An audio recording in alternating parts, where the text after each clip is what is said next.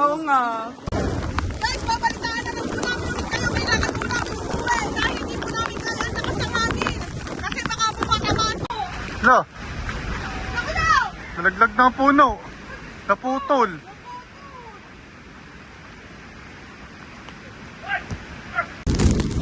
Ay, dito! Dito, dito na.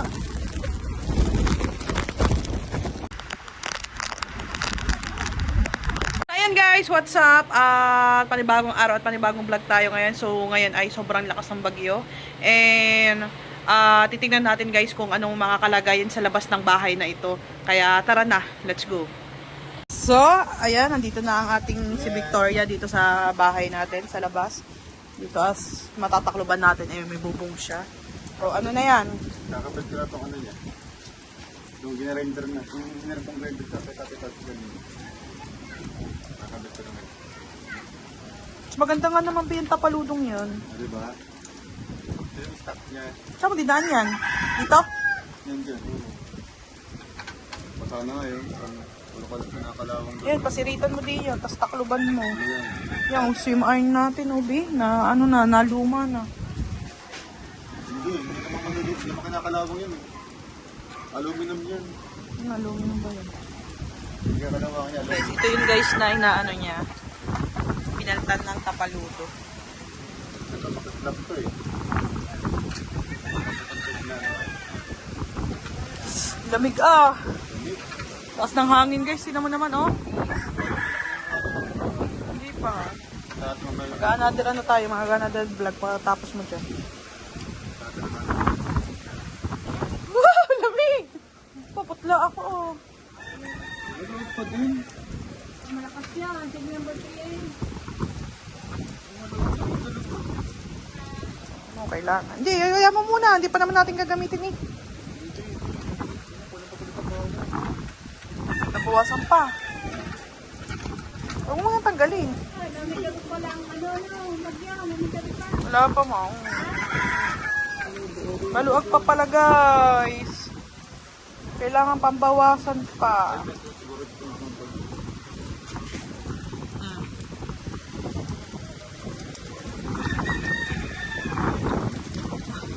Panlamig. Nilalamig ako pa. Hindi ka nilalamig. Nakaubad ka pa. Sali ka sa maligo. Parang baliktad. Kaya na ta. Now guys, ayan. At saan ka galing? Ulat panahon. Ngayon ay, nananalasan na. Nananalason? Ngayon ay, nananalasan na. Ang bagyo, uwan. Uwan. Uwan. Uwan. Oh, tara. Saan ka galing? Nagano ka? So, tinilip ko lang ang tabi dagat natin at sinurvey yung mga alon, ang ganun na kalalaki. So, medyo malalaki na sila. Tapos yung hangin, inasakalat-talaw. Traffic na natin. Pasensya na kayo guys at kung medyo malabo yung camera natin kasi pinilastik po natin yung cellphone natin. Ayan, at ayan po tayo. Ayan, nakakapote din tayo. Pero kahit nakakapote tayo, kailangan natin maligo pagkatapos natin mabasa ng ulan. Ayan. Actually guys, Wow! ayan, at kararating lang din ni CIG dahil nagbuhat sila ng mga bangka nila Idol Dropper Sniper. Yeah.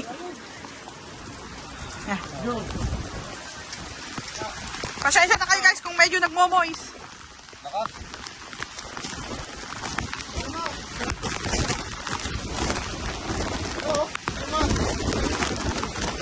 Traffic!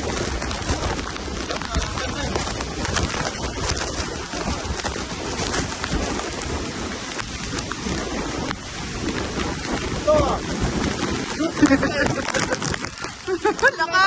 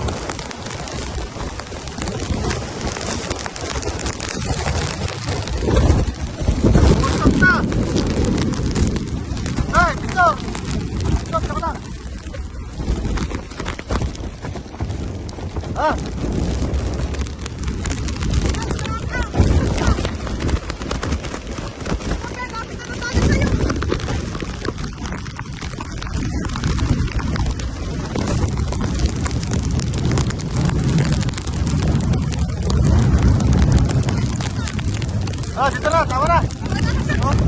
Tama na sa akin. Guys, babalitaan na lang po namin ulit kayo. May lakad po namin umuwi. Dahil hindi po namin kaya ang lakas ng hangin.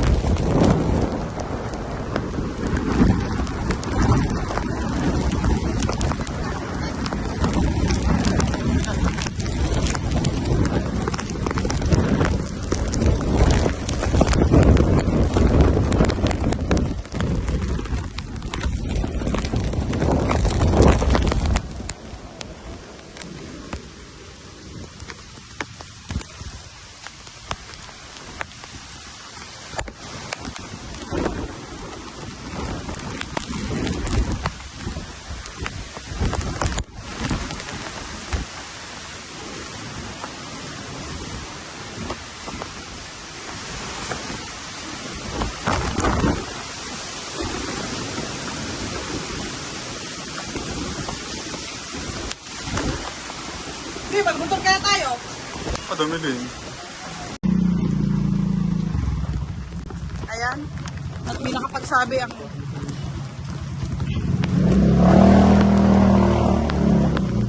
yung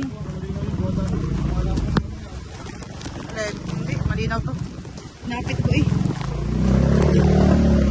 Ito daw bahay nila yung isang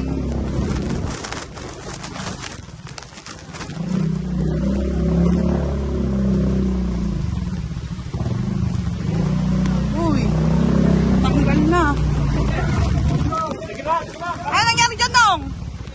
Nangyari? Gumuhuna, naku.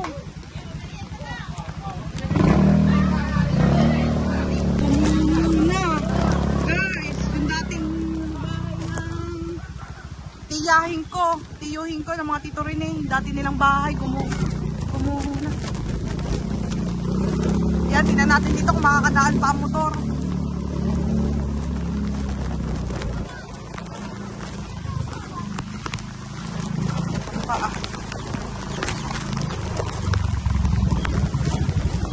Uy, nakakadaan pa. Pero pag ang tubi, no, pag dire-diretsong ulan ito, maya-maya puno na ulit yan, no. Mahina naman ang ulan eh. Lakas lang hangin. Mahina ang ulan. Kaya nga.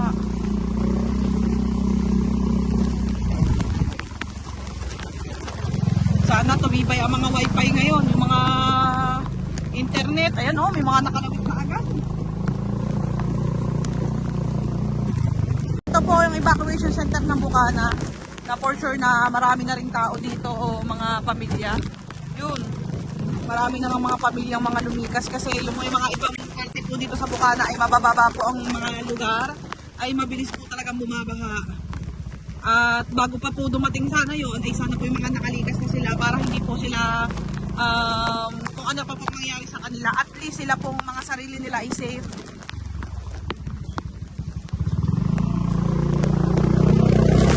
So, nandito na ngayon tayo sa may BSU, yung lagi namin pinapakita sa inyo. At pupunta tayo ng bayan para tumingin ng panlagay sa cellphone. At dito na natin yung mga apektadong lugar.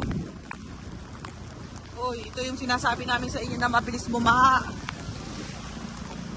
Ano?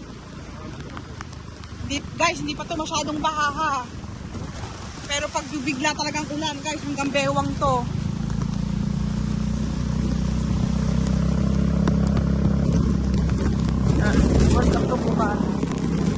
Let's go! Guys, nakabili tayo dito sa may Yaw-Yaw sa may palengke ng cover ng cellphone. Yan, 45 pesos lang pala. So, ito kasi yung ginamit natin sa cellphone kaganina para hindi mabasa. So, mas kailangan natin to kasi para safe ang cellphone natin at para magkaintindihan. O, try natin. Tapos lagay ko sa loob niya kung may maririnig tayong boses. Dave. Okay yan, nakabili tayo ng cover ng cellphone na ni Grace. Oo, nakuha ko display ko. So, andito tayo sa palengke, sa bayan.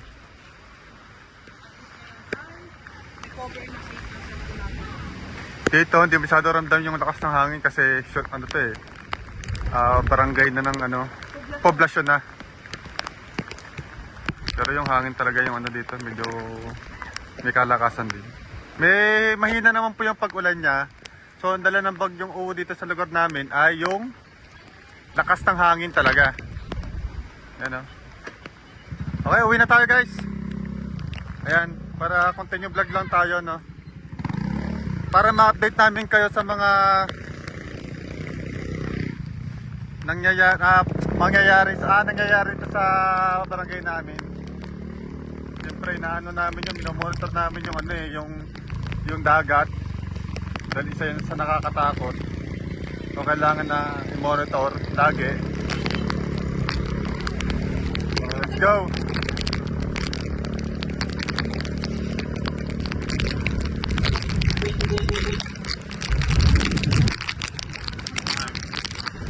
Aray ko. Grabe lang sa hangin din dito.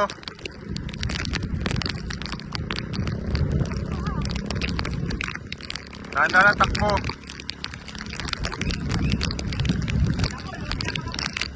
Oh, lugi yung mga ano dito, yung mga rice samperiantes ngayon dito, lugi. Ilang araw yan, malulugi sila dito sa lugar namin. Ayan. Kasi magpipesta ngayon ng nasugod sa December 3. Hanggang ano sila dyan, hanggang December 5. Welcome to Bukana ulit tayo. Back to Bukana guys! So guys, silip na kami dito sa ano, sa pavilion. Sa may boundary ng Bukana rin, sa may papunta ng Barangay Wawa. Silipin natin kung pwede, tingnan natin. Silip muna tayo kung pwede pasok. Ah, pwede naman siguro, sige pasok mo. Uy! Parang mas anong ang dagat nila dito ah. Malapit yung dagat dito nila. Ano po to? Pavilion. Eh, siyempre, newscaster tayo. Trabaho natin, ginagawa natin. Ito ang Sovereign Newscaster. Hindi po, ano lang. Puro monitoring lang tayo sa bagyong uwan. So, nakarating kami dito sa poblasyon. Kung saan dumaong ang barko nila Mark Arthur. Dito kami ngayon ni Grace. Agay! Sobrang lakas!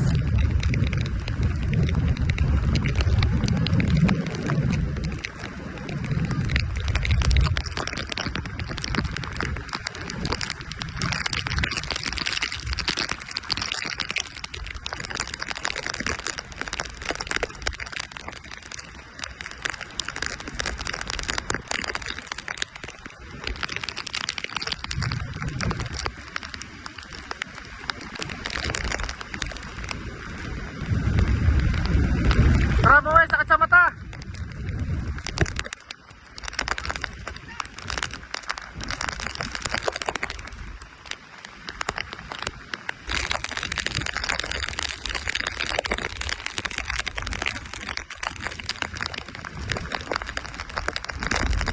Uwi na kami guys! Hindi namin kaya yung hangin!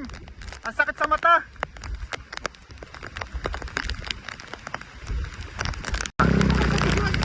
Oh, lakas ng hangin oh. Lakas ang ulan na. Keep safe everyone, dumidilim na. Lord, gabay lang po Lord. Gabay niyo po sa bayan ng Pilipino. Nakakaharas po ng praises po kayo sa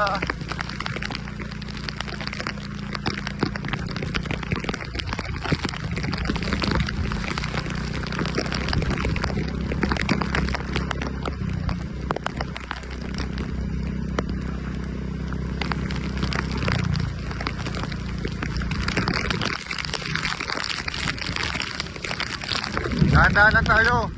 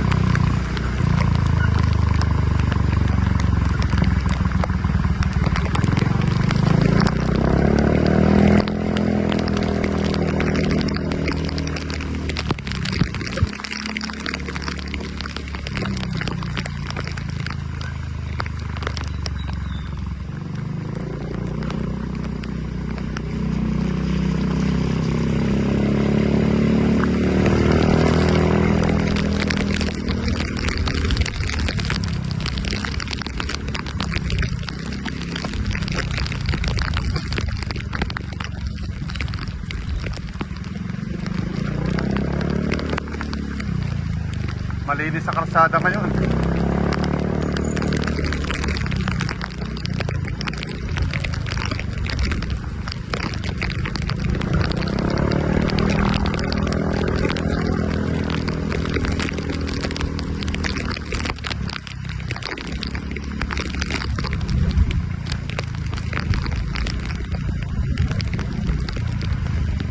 Diyan kaya natin parking ng motor sa labas.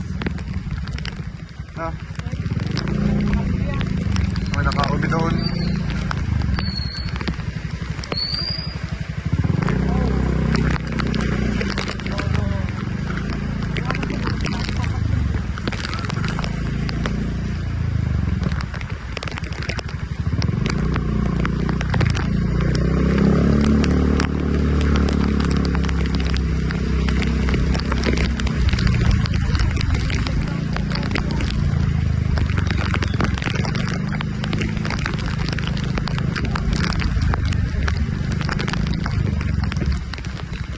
Doon na lang.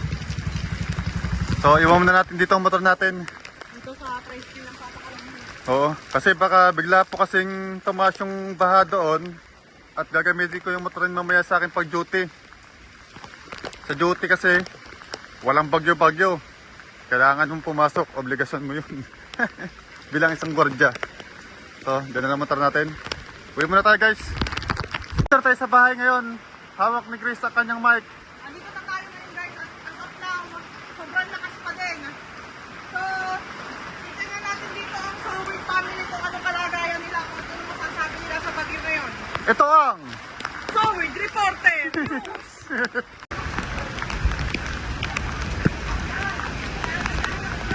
Naglalaglag na ang ano, puno! no, Nakalaw! nalaglag na ang puno. Naputol.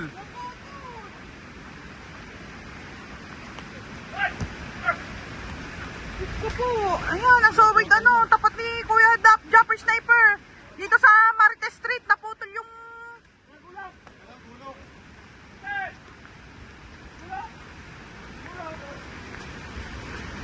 Opo. Ano na ngayon, B? Diyos ko, nakakatakot ang bagyo.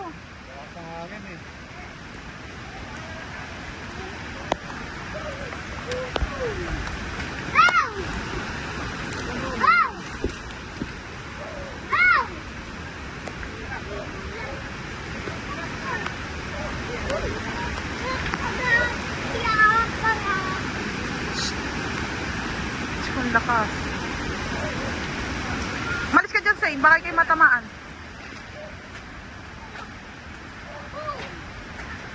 Buti na lamang, wala tayo dyan kanina, B.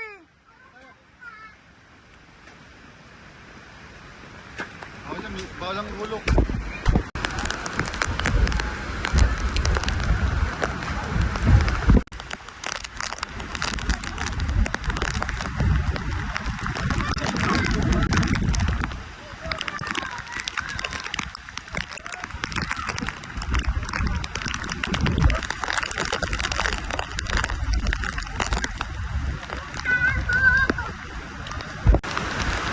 Lakas.